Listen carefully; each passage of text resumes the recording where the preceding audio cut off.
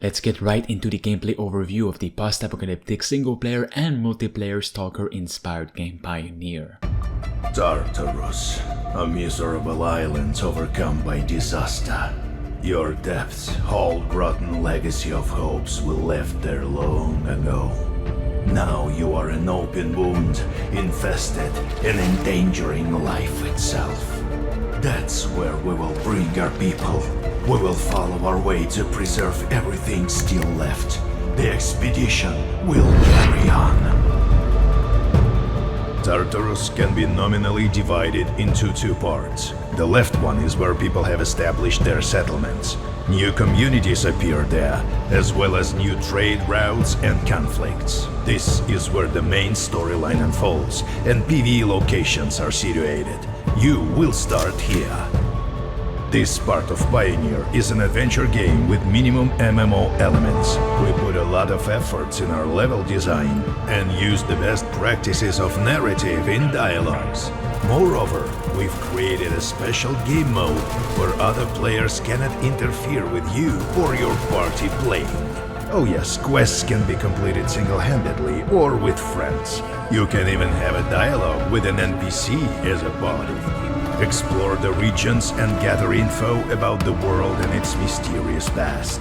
Rest in any of the settlements, spending time in bars or playing mini-games. Trade for resources and try to gather as much as you can. Pioneer has progression levels, and after each level up, you get one skill point to spend on upgrading your character. This can make playing easier, but without creating builds, you won't have that big of an advantage on the battlefield. Yes, your armor and weapons itself are quite more important. Upgrading and efficiently using your equipment is what actually shows your progress through the game.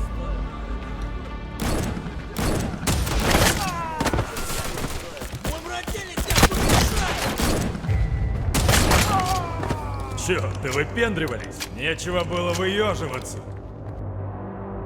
Just like certain monster slayer, a skillful character in Pioneer needs two guns, one for killing monsters and another for punishing teammates or, rarely, other players.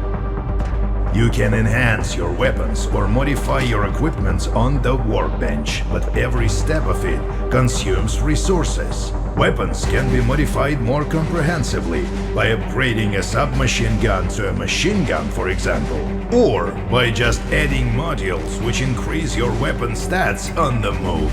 Upgrading the most interesting and powerful equipment demands unique blueprints and resources. And that's the catch. The rarest of the loot can be found only on the right part of the island. The right part of the Pioneer Island consists of two regions, the Midlands and Shadowlands. These territories are home to PvPvE zones and clan wars. The gameplay here feels more like survival. Another player encountered here is likely to be an enemy, and the local creatures are decidedly more dangerous and ferocious. These two regions lack quests and are much less forgivable with regard to the players. You can lose all the resources you've spent time and effort gathering. At the same time, your death in a regular PvE zone will cost you just some polish on your equipment and a little bit of your pride. Your typical gameplay on the right part of the island looks something like this. You're gathering resources or joining your clan members to seize the production point. When you've gathered enough, you're trying to reach a safe zone using one of the suggested paths. Along the road, you're exploring some more unexplored places. Also, there are no guides on the right part of the island, so no fast travel for you. By the way, fast travel in Pioneer is possible with the help of the guides only.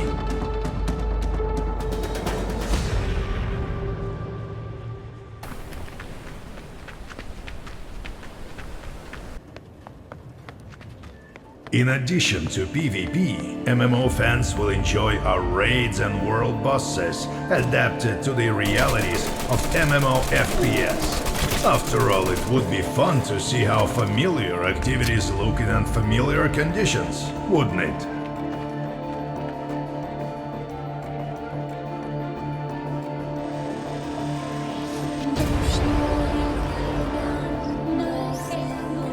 Pioneer is a unique experiment. The further you delve into the depth of the island, the more the game transforms, transitioning from a role-playing adventure to an intense survival experience. We'd love to tell you more, but unfortunately, we'll have to do it in due time.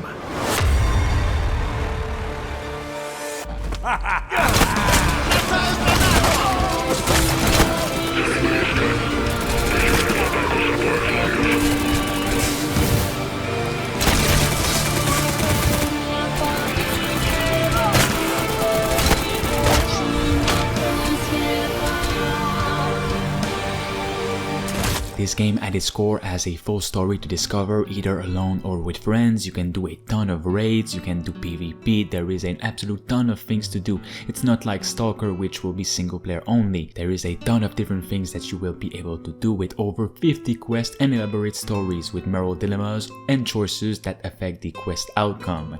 There are various quests in the game, both daily activities passed in a few minutes and more extensive and comprehensive tasks, including quest lines. Pioneer is a complex game, but it is a game about exploring the unique world, and they want the player to focus on that. There are no classic roles in this game, but the player can be upgraded to better imitate a particular role in their everyday gameplay. Variability is present, but the player's skills come first. The game has several extensive dungeons to raid after reaching the maximum level. In addition, a huge number of story, co-op, and single player dungeons will have to be visited while completing story and side activities. It is possible in this game to see certain territories in the Shadowlands if it is done by a clan.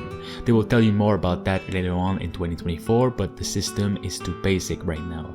It is important to understand that not only the Shadowlands are available for PvP. They highlight this area because it is a large part of the map where PvP is not limited by anything. The kill player that's been killed by a player or a monster gets his resources and equipment taken away, but not all of them.